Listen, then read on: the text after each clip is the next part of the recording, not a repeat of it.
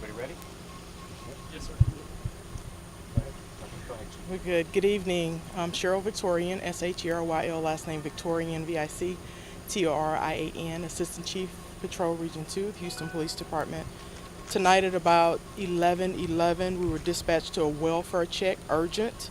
Officers arrived on the scene at 11:16 and saw a gentleman in the middle of the street with a weapon. At 11:22, he put the gun up to his head. Officers began giving him commands, calling him by his name, asking him to put the weapon down, telling him that we were here to help him. And at 23:37, which is 11:37, two shots were fired. One by the suspect and one by one of our officers. Officers immediately attempted to administer first aid. HFD arrived on the scene and pronounced the male deceased. We have confirmed that there is a wound to the head area, so we do know that that's where he had his weapon, but we don't know if the second shot that was fired by the officers actually struck the suspect. The responding officers did an amazing job tonight. They tried to communicate with the suspect or with the deceased male. They also used time, cover, concealment, and they were very patient with him, and he decided to take his life, unfortunately. Was there a call earlier in this evening regarding the same male in a different area?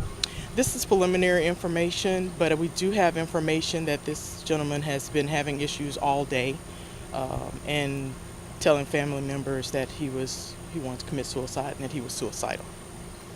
And do we have any description on who's? We're not going to give out any descriptions on him right now, pending notification of next of kin. We haven't confirmed his identity yet. We're going to wait till the medical examiner's office get here. Our Special Investigations Unit, as well as IAD and the District Attorney's Office, will be following up with the investigation. But he is an adult male, correct? He is an adult male. Yes, sir. Can you describe or go into detail what led up to the officer discharging his or her weapon?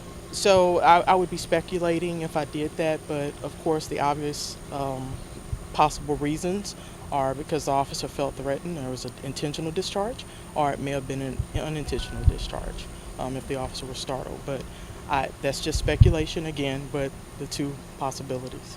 And are you releasing any information on the officer? Oh, we're not releasing any information on the officer right now.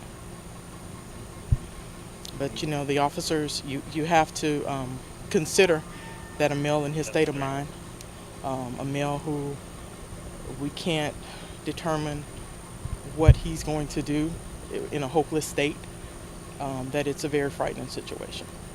And unfortunately, it ended tragically. Any other questions? Do we know if he lived in this area? I do not have that information.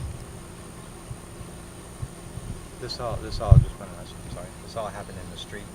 Yes, it did happen in the street. Yes, sir.